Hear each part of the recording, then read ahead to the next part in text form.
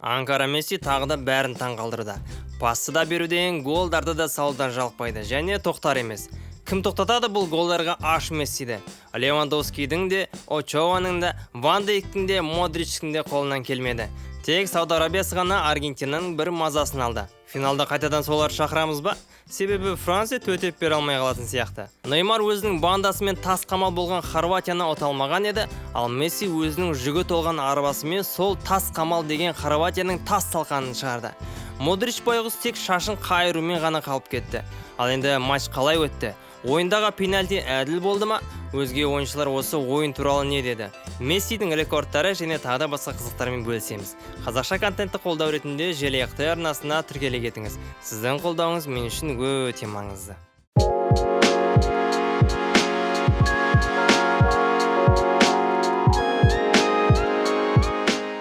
Сауд Арабиясынан кейін Аргентина тіпті топтан да шықпайды деген ойлар барлығын мазалады. Себебі ең әлсіз деген командадан ұтылған соң, қалған екеуі бір тойтарыс береді деп ойлады бәрі. Алайда қалған екеуі сол Сауд Арабиясынан да әлсіз болып шықты. Енді арабтардың ол екеуінен де ұтылғанына мән бермейтін болсақ, арабтар ойын бойынша әжептәуір қысым көрсетіп тастады. Ал Аргентинаны қалай ұтты деген сұрақтар туындайды. Мен де білмеймін. Бәлкім тым менсінбегеннен шығар, бірінші голды салып алған соң тіпті босаңсынып кетті ме? Егерде барлық осындай факторларды қарағанның өзінен де арабтар ол ойында өте мықты ойын көрсетті. Мен оларда олай ойнайды деп еш ойламадым.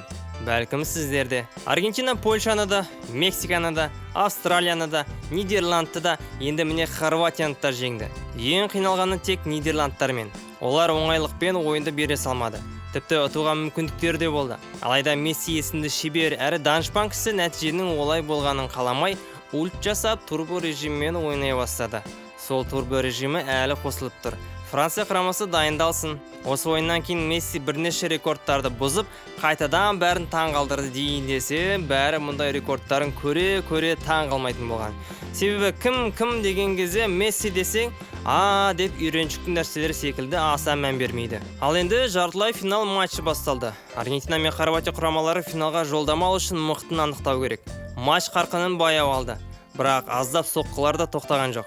32-ші минутта Альварес ортадан әдемі пас алып, қақпашымен бірден бірге бір шығып кетеді. Қақпашының да үстіне өткізем деген айласы іске аспай, көтерген добы да алысқа ұшпай, қақпашымен соқтығысып құлайды. Төрешінің қолы пенальти нүктесінде. Бірақ бұл шешімге хорватиялықтар өте наразы болды. Модрич осы пенальти жайлы сөз айтты. Пенальти болған жоқ, бұл ойынды құртты деді ол. Сіздер барлығын көрдіңіздер. Қандай пенальти? Деді қақпашы Левакевич. Алдын бұрыштаманы берген жоқ, одан кейін бізге пенальти қойды. Екі үлкен қателік, деді Ковачич. Бұл пенальти емес. Левакевич сол сәтте басқа не істей алатын еді? Қайда қашатын еді? Бұл жаңа ереже болса, бізге алдын ала айтсын, деп шағымдай түсті бас бапкер Далич. Ал енді пенальти шынымен де болды ма? Осы сұрақ көп адамды мазалай түсуде. Тіпті мықты мамандардың өзі осылай екі ойлы болған соң, мен секілді жай көрерменнің ойы объективті түрде мүлде бола алмайды. Мен тек субъективті түрде жеке ойымды айтайын. Шынымен де пенальти өте күмәнді. Бір жағынан қақпашы ойыншыны соғып тұр, екінші жағынан ойыншы қақпашыға өзі ұрылып тұр. Екі жағдайда да бір дұрыс деуге тілім бармай сол төрешінің шешімімен келісемін. Себебі мұндай оқиғалардың көпшілігінде әдейі жасамаса да, ереже бұзылған соң ережені бұзды деп айып тағады. Осы өзге матчтарда ойын алаңында допқа жүгіріп бара жатқан ойыншының алдына біреу тосқауыл болып қалса, төреші бірден ереже бұзылды деп айып соққысына көрсетеді. Тіпті ойыншы әдейі тосқауыл болмаса да солай. Ал шеттегі адамдары бұл оқиға жайлы не деді? Андрей Аршавин пенальти болды дейді. Ал Гарри Невилл болмады дейді. Гарри Линекер болды десе, Черданцев болмады дейді. Әлемнің өзі күмәнданып жатқан кезде мен тіпті үндемейін. Сіздер қалай ойлайсыздар? Ал енді пенальти қойылды. Месси нүктеде. Гол. Ұсталмайтындай соққы. Тіпті қақпада бір емес, екі қақпашы тұрса да қиналып қалар еді. Есеп Аргентинаның пайдасына 1-0. 39 минутта Альварес Мессиден кеммін бе деп қорғаушыларды алдап емес, үстінен таптап өтіп, есте қалатындай бір гол соға білді. Тіпті мен мықтымын деген қақпашының өзі дым істей алмай қалды. Мессиден кездейсоқ алған пасын алға қарай бағыттаған Альварес орта жолда екі шешім шығарады деп ойладым. Мына жерде Малинаның алдына шығарған кезде де өте қауіпті сәт болар еді.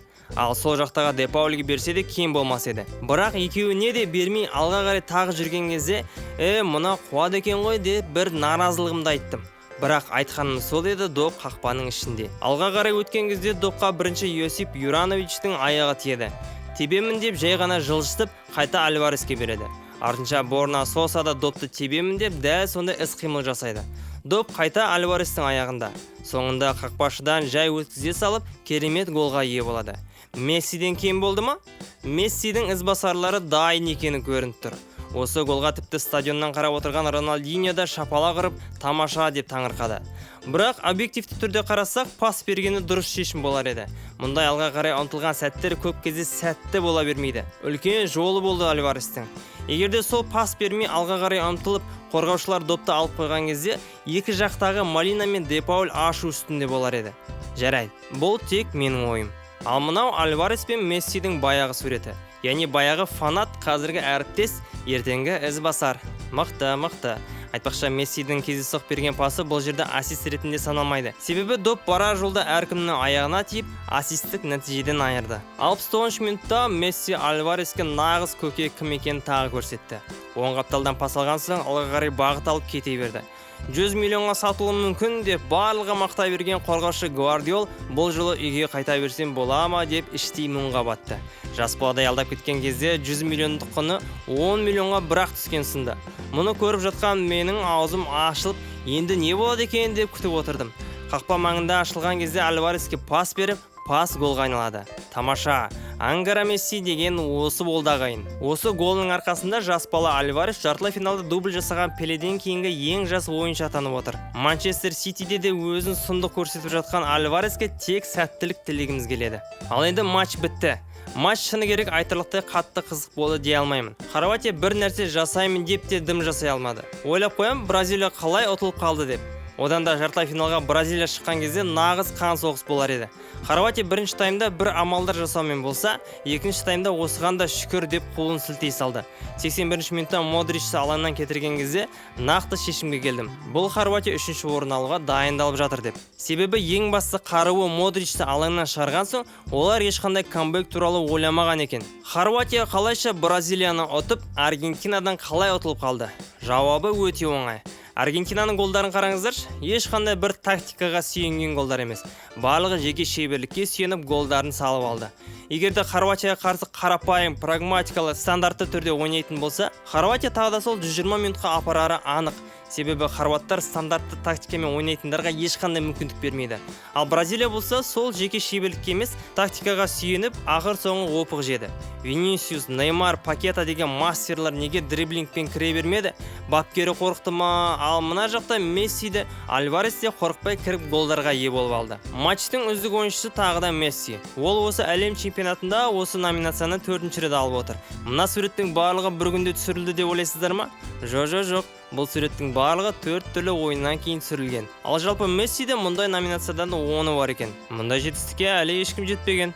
Жалғыз Месси ғана. Ал гол пастардың арқасында әлем чемпионатына қатысқан ойыншылардың бәрінен озып лидер атанды. Жалпы сомада 11 голы мен 9 ассисті бар. Сонда 20 ұпайды алып тұр.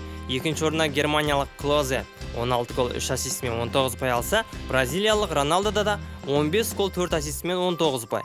Тағы да бір рекорд туралы айтайық. Месси 4 әлем чемпионатында да гол мен ассист берген жалғыз ойыншы. Сонда тек 2010 жылы болған турнирде тек бір ассистпен ғана шектеліпті. Ал өзі осы рекордтар туралы не айтты? Әрине оның барлығы жақсы, бірақ ең бастысы ол Аргентинаның жеңісі. Бір ғана қадам қалды.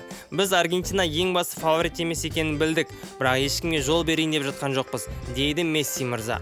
Ал қарсылас команданың, яғни Хорватияның бапкері Далич болса, соңғы 15 жылдың ішіндегі ең үздік ойыншы ол осы Месси.